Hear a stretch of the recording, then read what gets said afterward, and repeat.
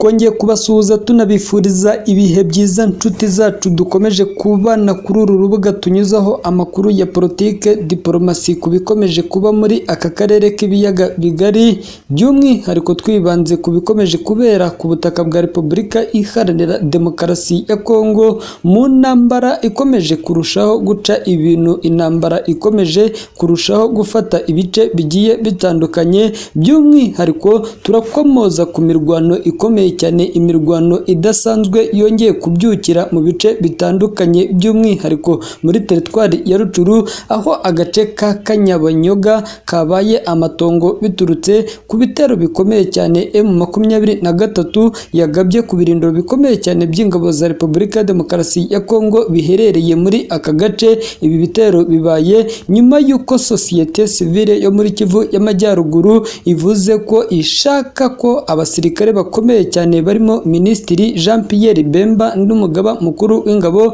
za Repubulika ya Demokarasi ya Kongo baza muri Kivu y'Amajyaruguru bakegera aho urugamba rurimo kubera, biturutse ahanini kuba abayobozi ba sosiyete sivile yo muri Kivu y'Amajyaruguru bashinza bamwe mu basirikare ba FARDC ruswa ndetse n'ubugambanyi bikomeje gutuma M23 ngo hari ibice ifata itarwanye. Turaza gukomoza kandi ku ntambara ikomeje kubera mu ntara ya Gaza, aho ibyihebe bya Hamasi bikomeje kurasana bikomeye cyane n'igisirikare cya Israel. Benjamin Netanyahu, minisitiri wa Israel, yatangaje byinshi, ari nako tuza gukomoza ku ruzinduko rukomeye cyane rwagize uruhare mu guhuza Perezida Kagame ndetse na Perezida wa Repubulika ya Demokarasi ya Kongo Felix Antoine Tshisekedi. Perezida wa Angola João Lourenço usanzwe arimo umuhuza hagati y'u Kongo ndetse n'u Rwanda yatangaje byinshi, anemeza ko hagiye kubaho ibiganiro bikomeye cyane, ibiganiro bishobora gushyira ku iherezo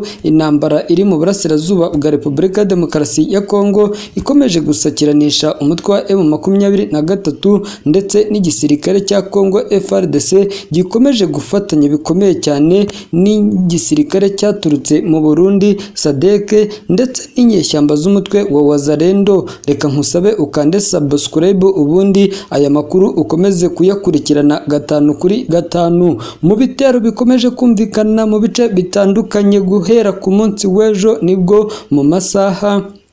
ya saa 8 z'amanywa hongeye kumvikana urusaku rw'amasasu aremereye, aho ibisasu biremereye byaterwaga n'inyeshyamba z'umutwe wa M23 zari zirimo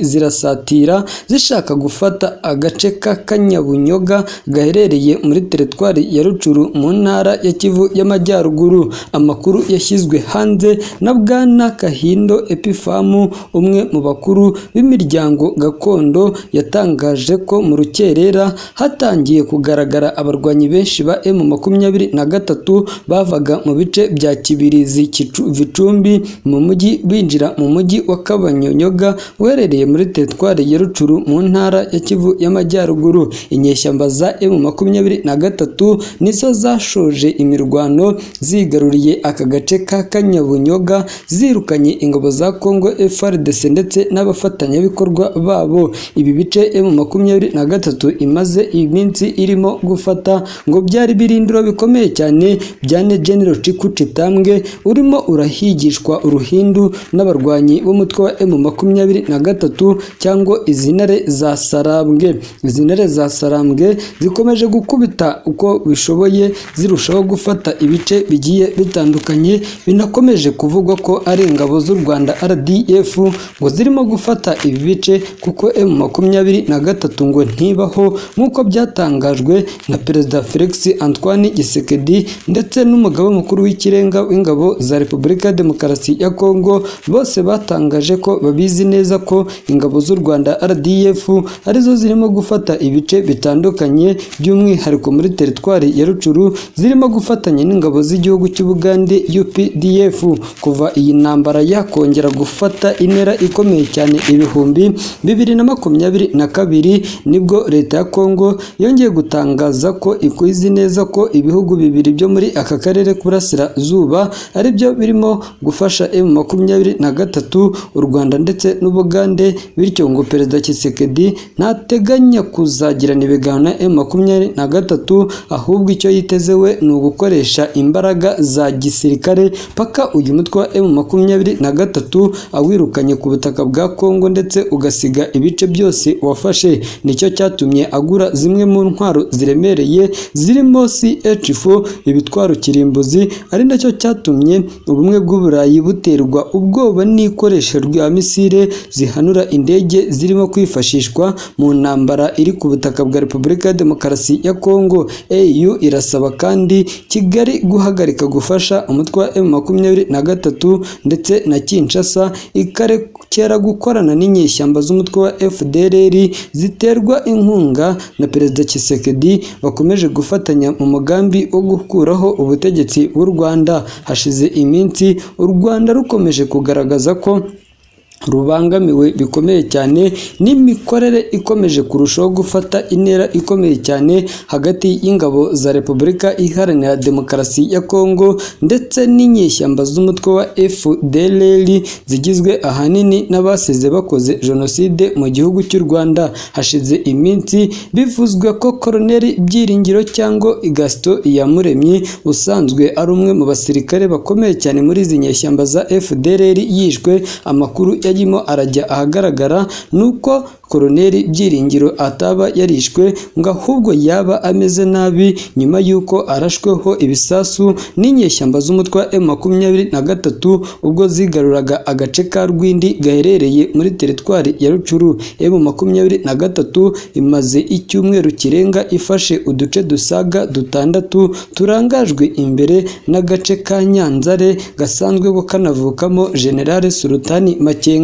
Kuva iyi ntambara ya M23 ndetse n'igisirikare cya Kongo FARDC yakongera gufata intera ikomeye cyane, ubu abasesenguzi mu bya politike n'abakurikirana hafi iby'iyi ntambara baremeza ko M23 ibyirimo irakora birimo burashyira mu kangaratete abaturage ndetse n'abasirikare ba FARDC bari mu mujyi wa Goma mu murwa mukuru w'intara ya Kivu y'Amajyaruguru. Bashingira kuba M23 yaragose ibice byose byinjira muri uyu mujyi, by'umwihariko nyuma y'aho ifatiye umuhanda wa Ishasha Minovo winjizaga ibiribwa muri uyu mujyi. M23 ikaza kuwufunga. Havutse ikibazo cy'inzara muri uyu mujyi, binagaragazwa ko haba abasirikare cyangwa abaturage nta nzira yo ku butaka isigaye yinjira muri uyu mujyi wa Goma usibye gukoresha inzira y'amazi cyangwa ikirere cyangwa bagaca ku butaka bw'u Rwanda. U Rwanda nubwo ruvugwaho kuba ariho nzira yonyine isigaye,